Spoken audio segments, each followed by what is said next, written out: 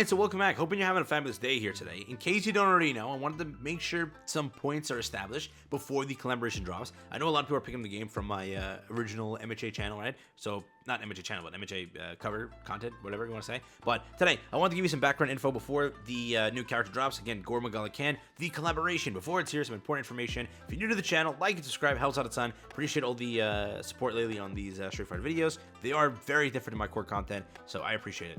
Heavily. With that being said, today, you don't already know, GORE MAGALA Can's going to be coming out. You can actually view his information in the game prior to the release, which is pretty good and gives you an idea. The thing that I want to mention is, prior to anything, right? Prior to summoning, prior to whatever, just realize GORE MAGALA Can is a good character. He is. Now, the thing is, he is a limited character. When it comes down to a limited character, you have to understand you will never, ever, ever, most likely, reach the status as any gacha game, right? Where a regular character can reach, because a regular character can be pulled for 24/7. Any day of the year, it can be pulled for.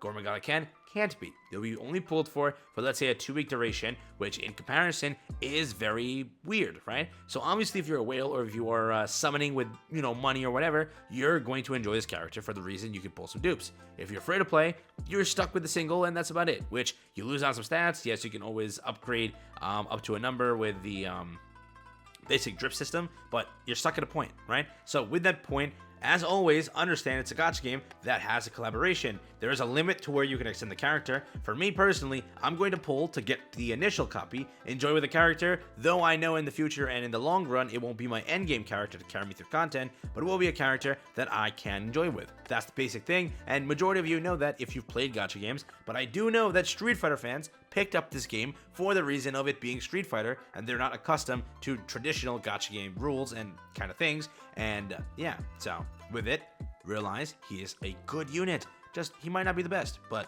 it's still a collection, and I'm still going to summon, and you might want to too. Yeah. Now, if we were to hop to gallery, he is in game, and he looks sick. You can't lie, the animation and everything looks pretty freaking top-notch, for the reason that he's a collab character. He deserves every ounce of that love and support when it comes to them making his skill set or, animations. He looks clean. That's all you gotta say. He looks freaking clean. Now, something you may never see is having SSS as his character due to the reason that it's limited, okay?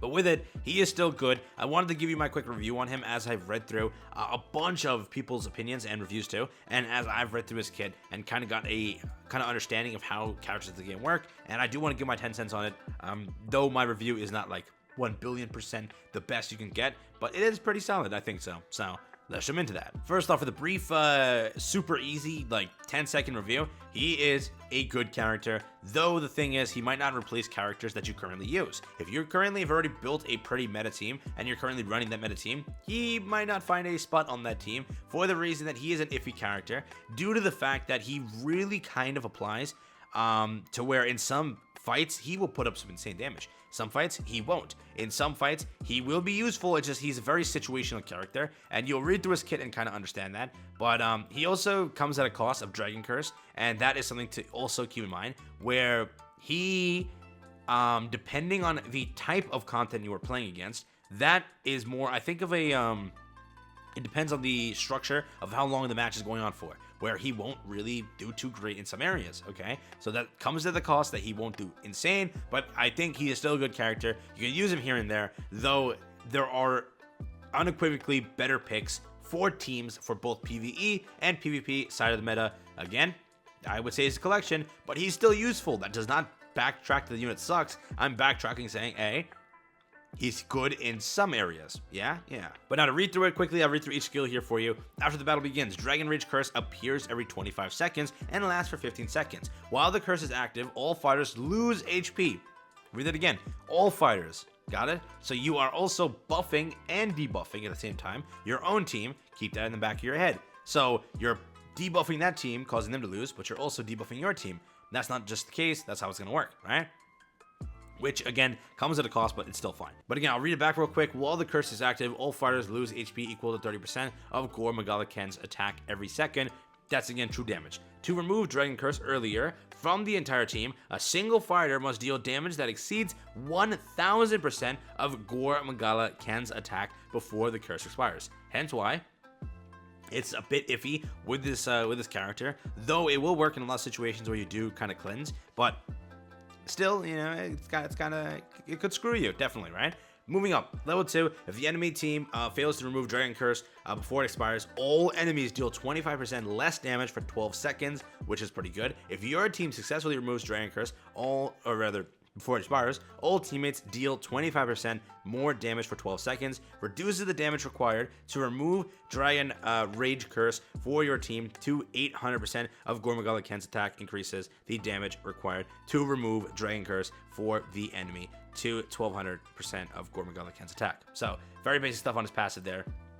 And again, you may not reach some points because, you know, whatever, dupes and whatever, but still, super combo can be unleashed once the super combo gauge is full. Delivers a heavy hit to the nearest target, dealing damage equal to 580% of attack. The fighter gains damage resist up 30% for 10 seconds, cannot be dispelled. Enemies have a 30% base chance to be inflicted with stun, and this is a actual big thing because the stun can really make it or break it for this character, but it's a 30% chance. Hence, you kick into a drive of RNG, where it should not be applied to a kit like this. It was a 50-50 chance. You could look at a definitely good unit, but it's 30% chance, and that stun is a big part of the kit. Hence, he kind of has a drawback, right? So keep that in mind. And again, when they receive Dragon Curse, it lasts for 3 seconds of the stun. It increases, level 3 increases the damage to 638% of attack, and the damage resist up effect to 35%. Base chance affected by effect accuracy and effect resist. Stun cannot move. Basic stuff. You know what a stun is. I don't have to explain that, but that's it, right? So again, kicks into effect where some matches you will destroy, you will have that stun, and you will be able to turn the tides of the battle because of that. But without it, you got me there, right? So you see what I mean here. Still not saying that he is a bad unit. I'm just saying that's where he currently lasts, right? Continuing on with it, we have the Spin Drive AoE Slash, which is actually very good. Trigger skill unleashed automatically after a teammate performs combo 1, does not affect combo 2, and does not trigger on combo 3. A Spin Dive Slash that delivers a heavy hit to multiple targets within range, dealing soul damage equal to 240% of attack. If GORE MAGALA Ken is inflicted with Dragon Curse, he gains 25% lifesteal rate while performing this skill when the target carries Dragon Rage Curse, Dragon Blade, it's from a different game. The fighter has a 60% chance base chance to inflict weaken on the target. You see his percentages are a little bit weird, in where it's percentage based to be the fact that some ways you won't hit, some ways you won't do this, some ways you won't do that. Keep that in the back of your head. That is how this character will be based off of, similar to some of the characters in the game too. Not saying he's the only one, but saying that it is going to be, for him to shine, you have to hit some great RNG on every single thing. Got it? Good. Weaken. Decrease attack by 5% for 15 seconds, stacks to the 10 times base chance, affected by effect accuracy and effect resist. Last one.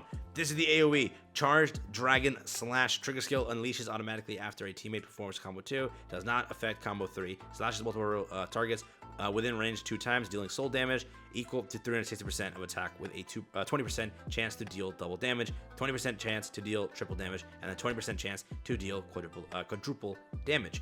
See what happens here. Skit breaks down to pure RNG to be the fact that it could make it or break it. It could be you hit, boom, this one, you hit this one, you hit the stun. You're just gonna deal some insane damage. Next match, damn man, you kind of missed the stun, you kind of missed the quadruple damage, you missed everything. What happens then? GORE MAGALA Ken doesn't shine. So again, very situational character, very collection-based character, limited character. Mainly you see drawbacks, but I'm not trying to kind of crap on the character. He's still great. I'm still gonna pull for him. It's a collection character I'll enjoy. I might get the one copy, so be it. I'll enjoy the one copy, but you should know that going into the banner, that's how it's going to work. Maybe pulling for future characters that release are better, but still, it's a collab. Go and enjoy the collab. Nothing stops you from doing that, and I'm not going to stop you either. With that, enjoy it, yeah? So, basically, the collab itself drops in a few hours, so you can kind of stay tuned for that. It is going to be super hyped. I might do some pulls on a video or whatnot, but I'll see how it goes. But again, that's my take on the character. That's what it's looking like. With that being said, I'll catch you in the next one. Have a stay safe, peace, and enjoy. Again, Ken dropping, I think in like 2 hours. Or, no, 3 hours. Ken drops in 3 hours, okay? When I upload this. Actually, this is a terrible idea because my timing's going to be way off when I upload this. Never mind. Peace out, enjoy. Thanks for watching. That's been it for me. And yeah, have fun. Best of luck, somebody, by the way. Best of luck, best of luck.